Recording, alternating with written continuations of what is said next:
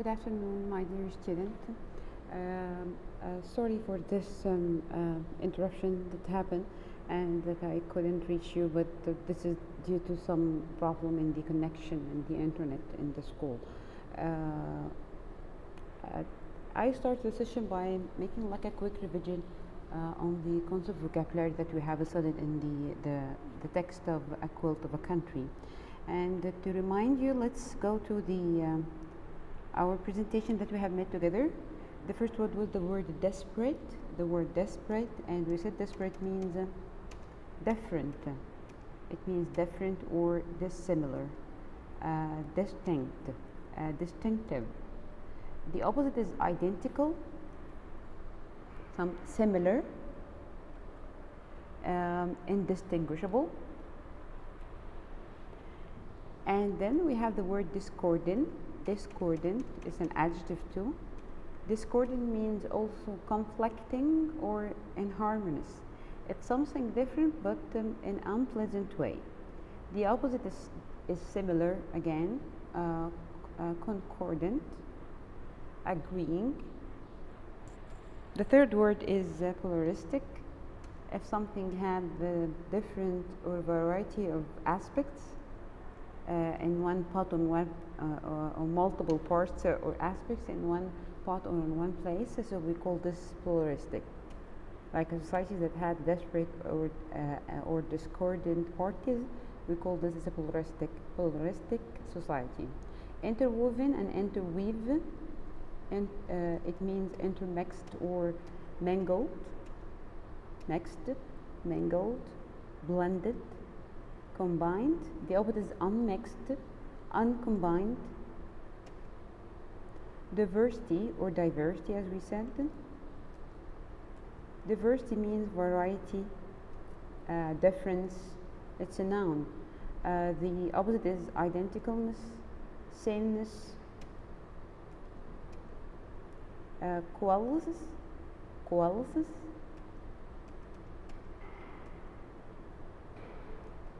Qualities means merge or integrate.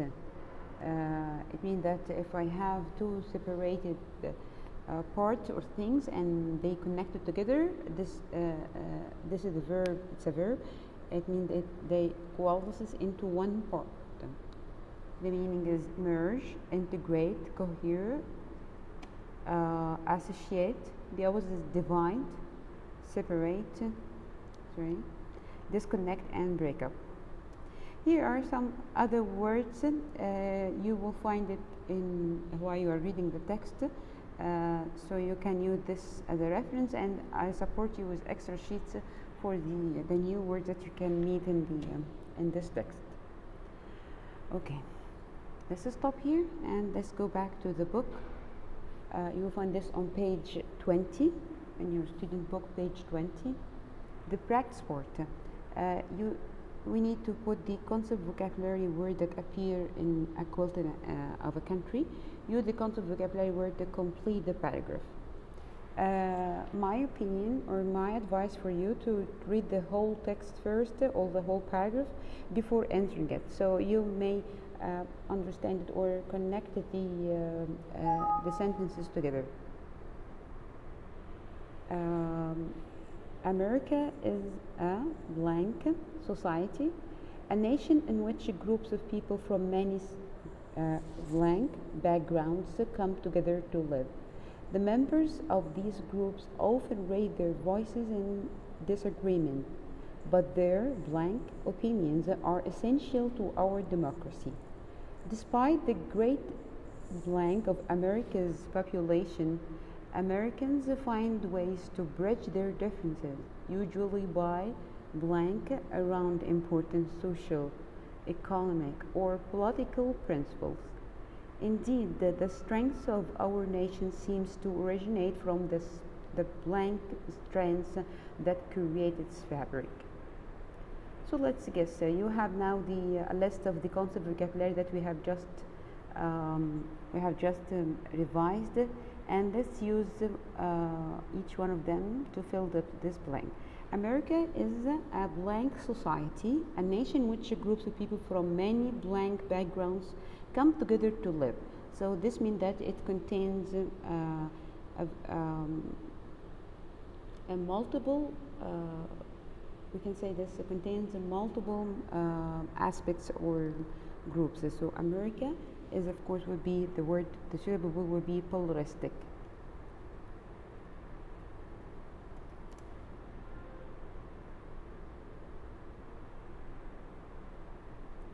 Pluralistic, okay. In which groups of people from many blank backgrounds come together to life.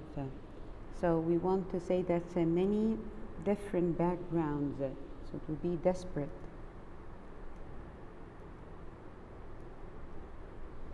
Maybe someone will say, why not we choose to say discordant, because I don't have here something to reveal that this difference is in an unpleasant way. Okay, the members of these groups often raise their voices. Those groups, the desperate groups, they often raise their voices in disagreement, but their space opinions are essential to our democracy. So it's something against your expectation. Their opinions, they are different, but in an unpleasant way, but it's important for our democracy. It will be discordant.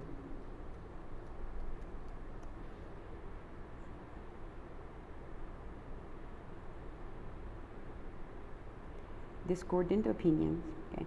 Despite the great space of America's population, Americans find ways to bridge their differences. Despite the great space of America's population, there's a great variety or diversity.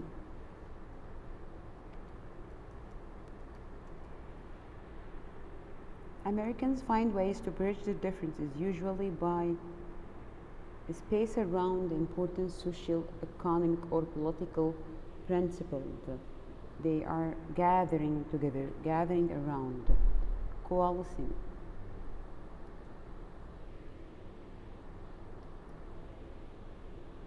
Coalescing around important social. Okay. Indeed, the strength of our nation seems to originate from the space strands that create its fabric.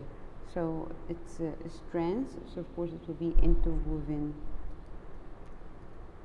The interwoven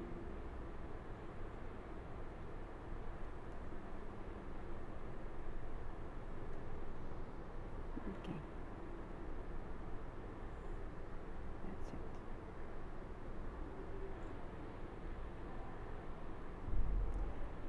it. Below this practice, you will find the word study. What is the word study? In the word study, we are going to study root words or prefix or suffixes that help me to generate the meaning of some words by adding those suffixes or prefixes. The word that we are going to study is the Latin prefix, which is des. Des. And what does the word des means? Number one, it shows negation. Give me the meaning of negative. Expresses the idea of being apart or away. It means being a part of away. One word that we have studied is the word discordant, and we said discordant. This word that used to describe the harsh music or the music that is out of tune. Because discordant means different but in an unpleasant way, something that does not match the rest, something that is not in harmony with the rest of the things. And then it's used to describe anything that is out of place, something that is not in its correct place. Right. Let's have other examples for words that have the prefix des. Like for example, disbelieve. We know believe, it means almost like when you believe someone, you mean you trust him and you listen to him. But the opposite, when we add the prefix disbelieve, it means that not believing. You are not trusting him, so you are not believing. Disappear. Appear by itself without dis, it means to show up. But when we add disappear, it means to go away, or disappear, it means that you can't see it again. Discomfort. The word comfort, it means that you feel comfortable about this, inconvenient. But discomfort means lack of comfort. You don't feel comfortable in this place. He needs you in the book. He asked you to. Of course, we have a lot of words that have start with the prefix des, and you can search for them. But I'm just helping you with some extra examples.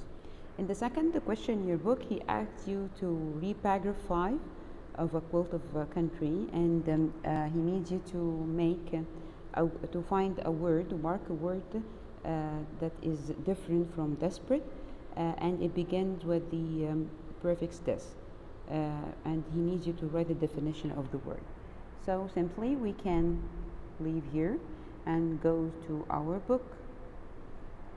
Let's go up to the, minimize the page a little bit. Right there. To paragraph 4 and 5 in our, yes, here it is. Yes, here's 5. Let's maximize it.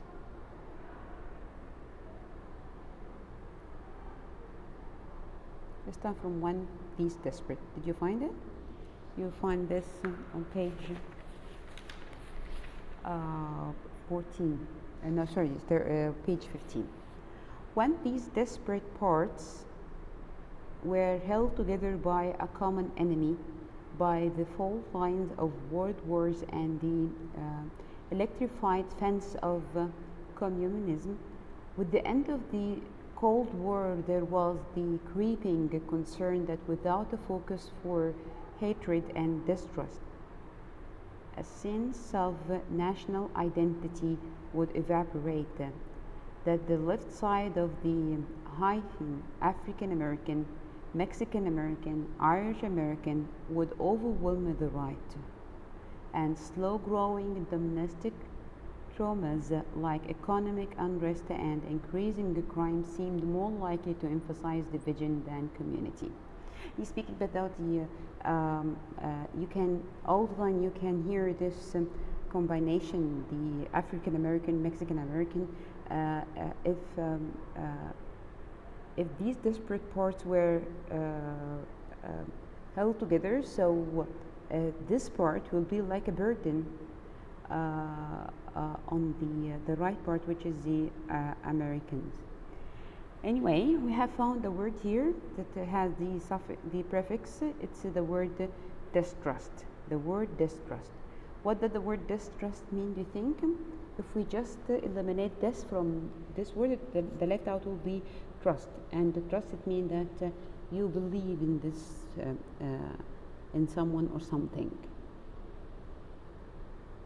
Here it is. So the word is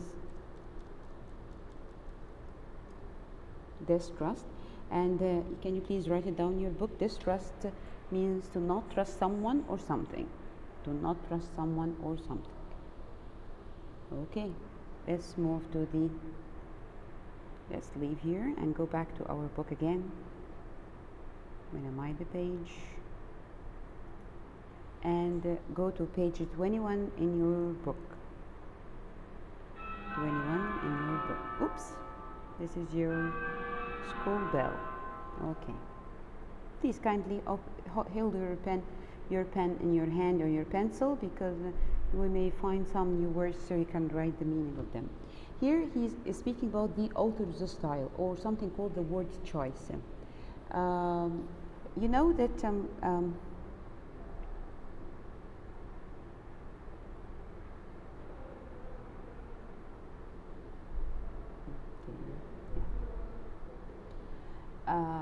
just need to make the screen full. Yeah, that's right. You know that not only the fiction writers are people who are looking for precise or strong words to use them in describing their writing, but also the non-fiction writers as well, like Anna Quindlen, the author of A Quilt of a Country. She also uses she had chosen her word carefully because she wanted to use vivid language. Vivid language means she wanted to use the language to draw an image in her reader's mind, to help the reader, her reader, to imagine what she is speaking about and feel it well. So how did she do that? By choosing strong and precise words to bring those ideas to life and to communicate them forcefully in her reader's mind. How did she do that again? Choosing strong verbs and precise adjectives make the information writing more interesting and more convincing. Let's see the difference between two equal sentences in meaning, but one is valuable than the other, one way more than the other. The ordinary adjective, we sailed through the rough water.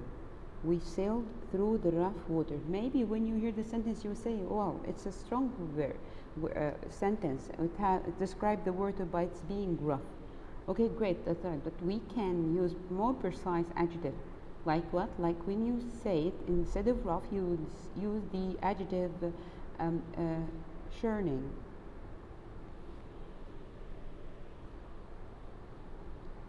We sailed through the churning water. We sailed through the churning water. What the meaning of churn, the verb? It means to move something, especially a liquid, with great force. To move something, especially the liquid, with great force. So now here, why this word is more precise than rough? Because churning here is show me the movement of the water itself. How was it? It was moving with great force. So now I can imagine how the water looks like. Ordinary verb. I fell into the hole. Okay, great. Now I get the information that you fell into the hole. But if I can use more strong or a stronger verb, I can say I tumbled into the hole. What's the difference? Both of them means fall. Yes, that's right, but tumbled is fall quickly and without control. You fall quickly but without control. Something make you fall down in this hole because you lost your control. Now, can you notice that using a precise adjective or strong verbs, it changes the image in your mind. That's what we call the vivid language. That's what we call the vivid language. Okay, what's your task now? Here in this task, he needs you to go to he wrote for you the passage and in which paragraph you can find this passage. And you have to say where is the precise adjective or the strong verb. Where is the precise adjective or the strong verb. And then you rewrite this adjective or this verb in its simple meaning. And tell us what is the effect. And you're going to tell us what is the effect. I'm not showing you this because I have the answer here. So I need you to open your book, page 21 again.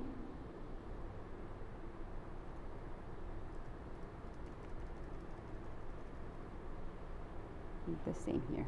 Okay, never mind. Page 21 again.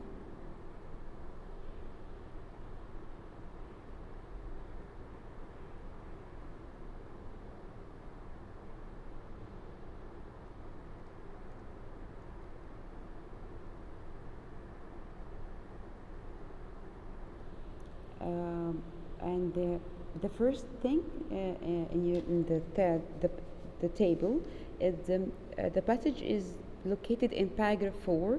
What is the point of this splintered hole? Paragraph 4. Here it is. That's it. Yes. Paragraph 4. What is the point of this splintered whole? Of course, this is a rhetorical question, one of the rhetoric devices. He is prompting or encouraging the reader to think about this is a splintered whole. What is the point of a nation in which Arab cappies means drivers, chauffeur, Jewish passengers through the streets of New York. Chauffeur means drive, it's a verb, and in which Jewish cappies chauffeur Arab passengers too, and yet speak in the theory of hatred. Hatred is a noun, means hate. One for the other. What is the point of a nation in which one part seems to be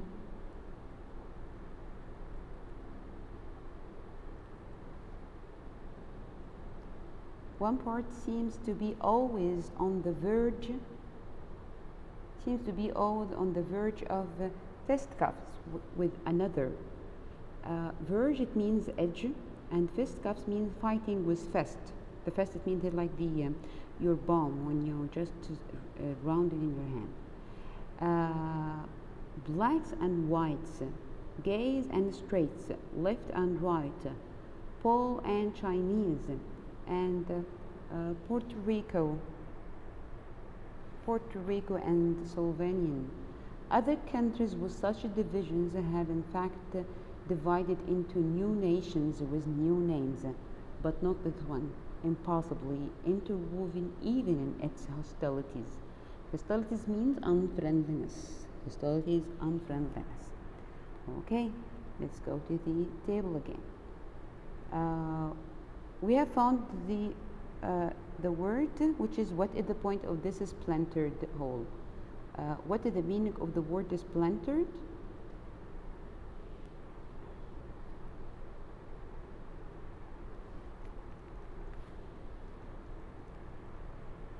Go to the table again.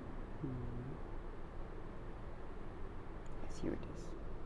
The word splintered means a small sharp piece of wood or glass that has broken from a large piece. So it means like shredded, splintered.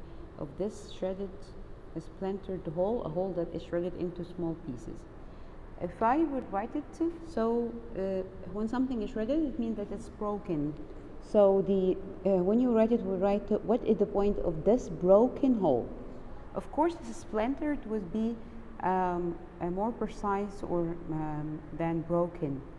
Why? Because it makes the kind of break into many small parts clear.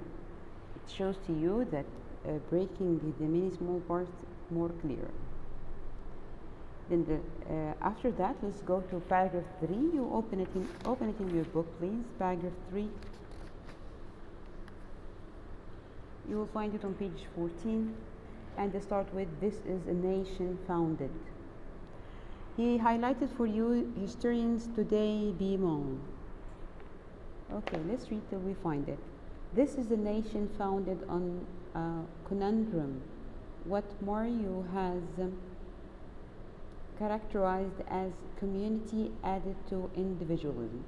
These two are our defining ideals. They are also in constant conflict. Historians today beam on the ascendancy of a kind of rightful apartheid in America, saying that the clinging to ethnicity in background and the custom has undermined the concept of unity. The word, yes, historians today beam on. Beam on means that shedding tears. The historian Beamont,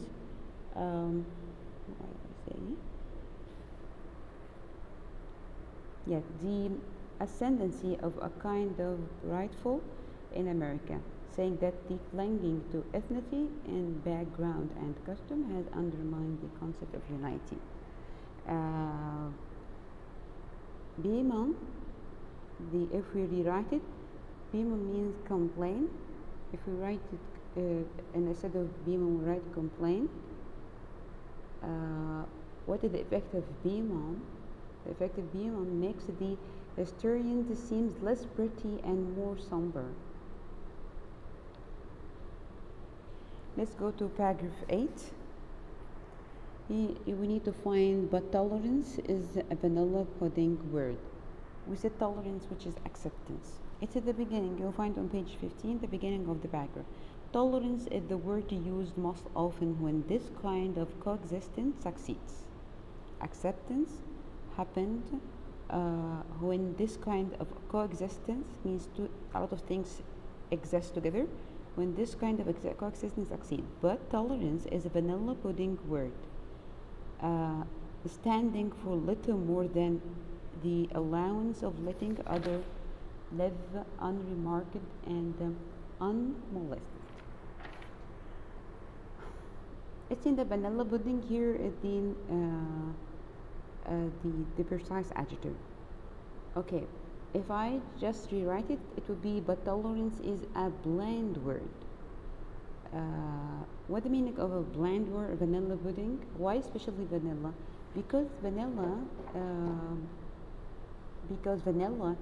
it's like the basic form of the basic shape or taste of any ice cream. And at the same time, it is the simplest one. So that's why the word tolerance is, it seems that if you are saying it's a bland word, it's a weak word. Using a vanilla pudding emphasizes how weak and unimpressive the word is. The word is not impressive. It is very weak. The word tolerance. Okay. The last thing, let's go to paragraph 7. We are looking for this sentence, and there is grudging fairness among the citizens of the United States. Let's read paragraph 7 still on page 15. There is that Calvinist. You'll find the meaning of the word Calvinist at the bottom of the page.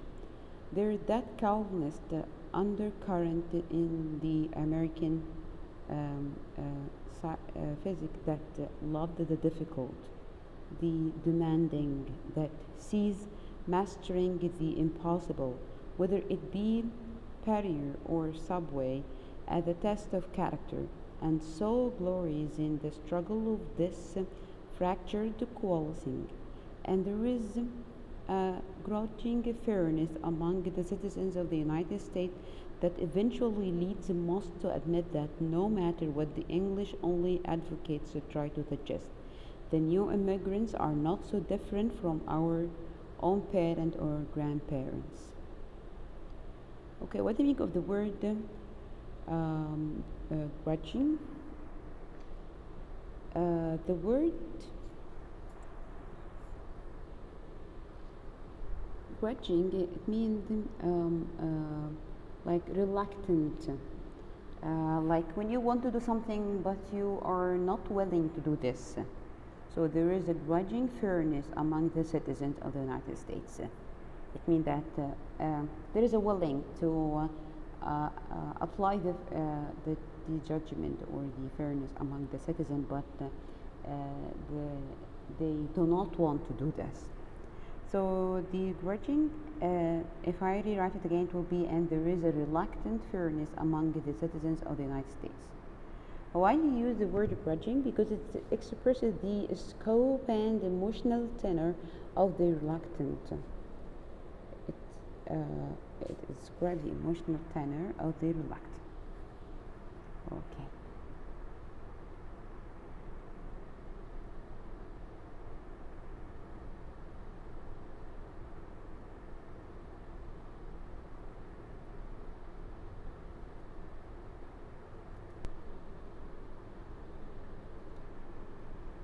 Okay, so far I think that we have covered